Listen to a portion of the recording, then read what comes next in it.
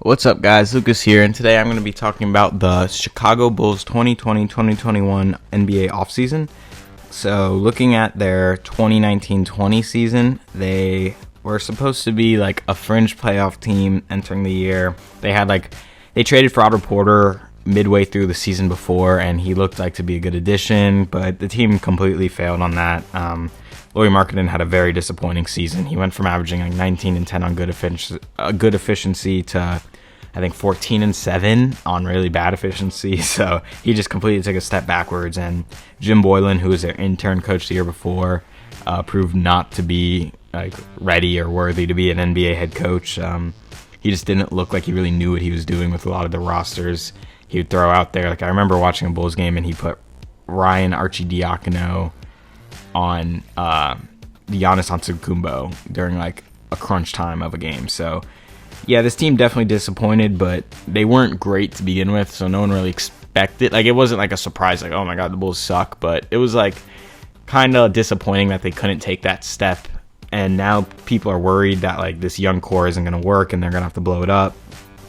I don't think it's that drastic yet, but we'll get into it. So they acquired no one by trade.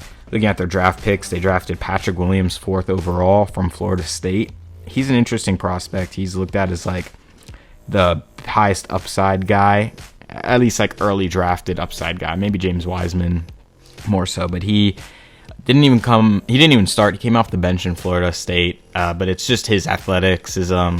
He has like a 6'8", 6'9" frame, can shoot, dribble, or show signs of all those things. So I think just like you're mostly drafting like what you think he could be. I don't know how immediate of an impact he's going to make on this team, but I do think he could develop into something nice.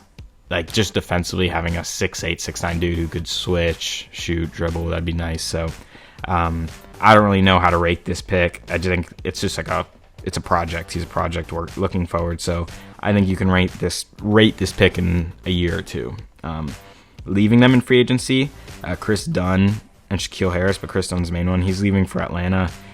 They drafted him like 4th or 5th overall a few drafts ago, and he never really lived up to the hype, so I guess it's not a huge deal, but he was a nice defensive guard, which is something they lack. A lot of their guards can't really play defense. Chris Dunn is a really good defensive guard, one of the best in the league, actually, so his services on defense will be missed, but offensively, he kind of sucked, and he just never was that great in Chicago, so not a huge deal. So free agents they signed, Noah Vonleh from Denver and Garrett Temple. I like Garrett Temple. He's just like a veteran, small forward type guy. Just can guard like 2 through 3 and play and shoots like 35% from 3. So just a very average role player to have. But with this team, I think as much veteran help as you can get is useful if they try to make that playoff push. So yeah, I just think Garrett Temple will be a nice locker room presence, and just so you don't have to play a really young dude, give like a really young dude 20 minutes a game, you can give a veteran like Garrett Temple that 20 minutes a game. So yeah, looking at their roster, you have Wendell Carter Jr. He was drafted in the Marvin Bagley draft, the DeAndre Ayton draft. He showed some signs of being a good rim protector, rim roller. He kind of gives me Al Horford vibes just because he's really switchable on defense. I actually, looking at this roster, he's probably like my for sure favorite player on this roster. I just think he's really good defensively, a really good around the rim player. I think he has like some kind of jump shot, but no 3-point shot, and he's not super skilled offensively, but his defense is really good, his rebounding is good, and his rim protection is good. So I like him for those things. Denzel Valentine, 3-point shooting wing, not great defensively. He plays either 2 or 3. He's just a good 3-point shooter, can hit open threes. Had some really big nights, just like kind of like a streaky shooter, I'd say. Like, he can get really hot from 3. So yeah, just a nice offensive player to have, not the best defensively. Thaddeus Young, another veteran on this team. He does basically everything on the court at an average level. So yeah, not much to say about him. Just another veteran and wing type defender that you can throw on 3s or 4s. Thomas Satoransky. I really like Thomas Satoransky because he looks like Rusty Buckets. Shout out Rusty Buckets. No, I mean, he's a pretty good backup point guard. He is big, which I like about him, and he's a good shooter, so I think you can honestly play him at, like, if you want to do like a 3-guard lineup, I think you could do that with Thomas, and he's not a bad defender. Yeah, he's just kind of he's like a average point guard, but built in like a 6'6", 6'7" body, so I do like him a lot. I think he's another calming veteran presence because this team relies a lot on rookies, so he'll be good for like 25 minutes a game for them. Otto Porter Jr., I don't really have much faith in. I never liked the contract he was on. I don't think anyone does. He's getting paid like $28 million a year as a average role player, and I don't think there's much more to him than that. He showed some signs of being more than that for the Bulls 2 seasons ago, but this year he was just another, like, he didn't shoot great from 3. He only averaged like I think 10 points a game, like just not impact player, and he's getting paid like he is, so he's a tough guy to have on this roster. I mean, he's gonna give you decent wing minutes. It's tough how much you're having to pay him to do that.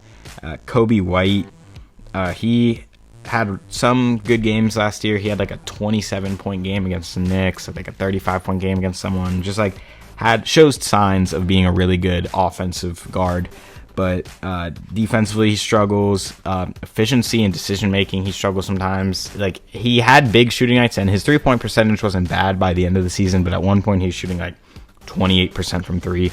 So yeah, I think people are expecting a little too much from him, especially Bulls fans this year. I don't know if he's going to be even a good player this year. I still think he's going to struggle a little bit, but I can see in the future he being a good offensive guard. Lauri Markkanen, kind of talked about him a little bit, just took a big step back last year. Like, I really liked Lauri entering last season. He was averaging 19 and 10 and good efficiency, and he was never a good defensive player, but his offensive game made up for it just because how skilled he was. But now, I don't know. Like, he's just not a great defender. Didn't shoot well from 3 or anywhere really on the field. You could blame Jim Boylan, but the fact of the matter is he did not have a good season. Hopefully he's able to revive his career this year. And yeah, because like right now he's going to be playing for his next contract. And I mean, he was on the path to be like at least like a 20 million guy. And now I don't know where he is after last season. So he's going to need to play well this season and get his career back on track.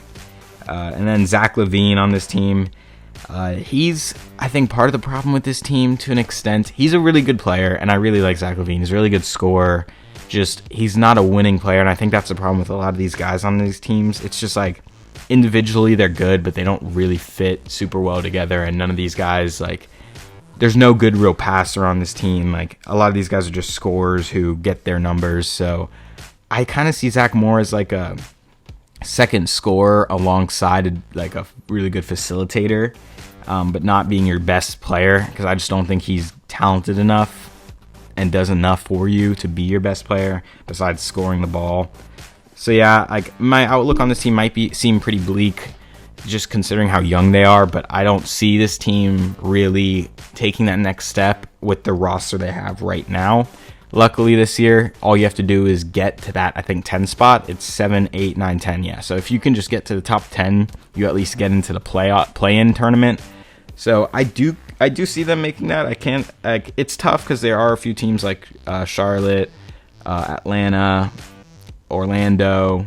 So they definitely could slip out of it, but I think this team has enough talent with Zach LaVine. Like, he's just gonna put up at least 25 points a game pretty efficiently. Lauri Markkanen could just get up to like 18 to 20 points a game. And if Kobe White can do similar, like just improve on last year, I think they'll have enough to be like a not terrible team in the East and make that play-in tournament. So yeah, that's what I think of them.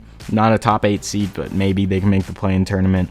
Let me know what you guys think. Yeah, leave it in the comments below. Like and subscribe, and I'll see you guys next time. Bye.